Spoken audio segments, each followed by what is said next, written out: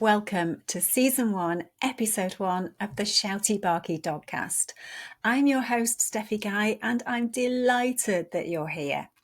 Whether you're a first-timer or a seasoned dog caregiver, this podcast is here to help both you and your dog find calm through quick, actionable steps. No fluff, just the good stuff that works. And today I'm inviting you to join me in a moment of stillness and connection, both with yourself and with your dog. Imagine stepping into a serene woodland glade where the sunlight filters through the trees and the world feels safe and peaceful. Whether you're listening at home, in your garden, or out on a walk, this episode is designed to help you to pause, to breathe, to reconnect with your surroundings. I'm going to guide you through a simple, transformative exercise that will tune out the babble of daily life, get you out of your head, and tune you into the world around you instead. I'll bring you one step closer to calm for you and your dog. So find your safe spot, settle in, and let's begin. So we're in like a little woodland glade. It's absolutely beautiful here. The sun's actually shining over there. Doesn't matter if the sun is shining for you or not. We are quite safe here, and that is really important, that you're somewhere where you and your dog are 100% safe. If you need to, you can have your dog on a long line. So if you're a bit concerned that your dog might run after something else or some other animals or dogs might come through, then have your dog on a lead or a long line, whatever it is that feels safe for you.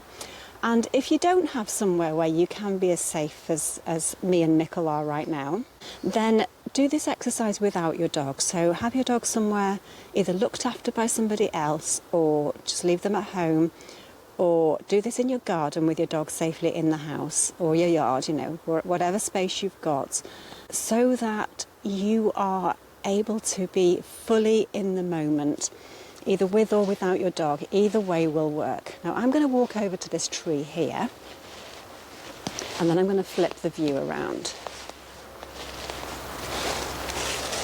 All right, so I've turned the camera around, so now you can see me in the tree. And what I'm going to do is I'm actually going to hold onto this tree because I'm going to close my eyes, and that's what I would like to invite you to do, if it feels safe for you to do so, is to just close your eyes, to close off your most dominant sense. So for most of us, our eyes are our most dominant sense. So that's the one that we're going to shut off just for this exercise. So I'm going to close my eyes. I know my dog is safe. There's nobody here. I know he's safe. So I can focus on the other things that are going on. Okay.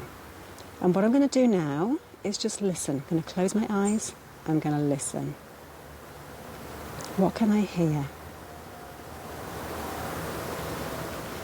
I'm going to take a deep breath. I'm going to sigh it out and sigh away all the stress that I've been holding on to.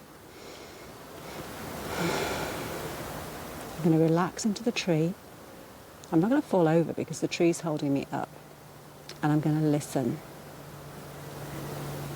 And I can hear traffic in the background. That's the loudest noise that I can hear right now, is traffic in the distance. I just heard Mickle moving his feet. I can hear some drips of water maybe falling off the trees onto the leaves below. I can hear some I can hear some birds. I can hear an aeroplane. I'm going to sigh again. Instinctively, this is something that I do instinctively, is just sigh it out. So big breath in, snatch an extra breath at the top, and then let it all go.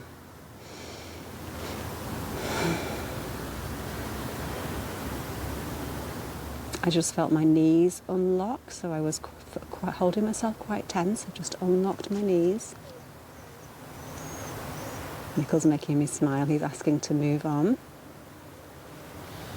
So I'm going to open my eyes, and I'm going to maintain that connection.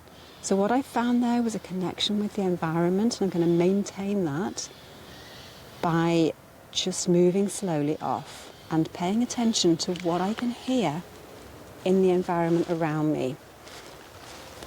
So I can hear some different birds. I can still hear the traffic in the distance. But now I can hear Mickle's footfall, and I couldn't hear that before. Let me switch the view of the camera around for you.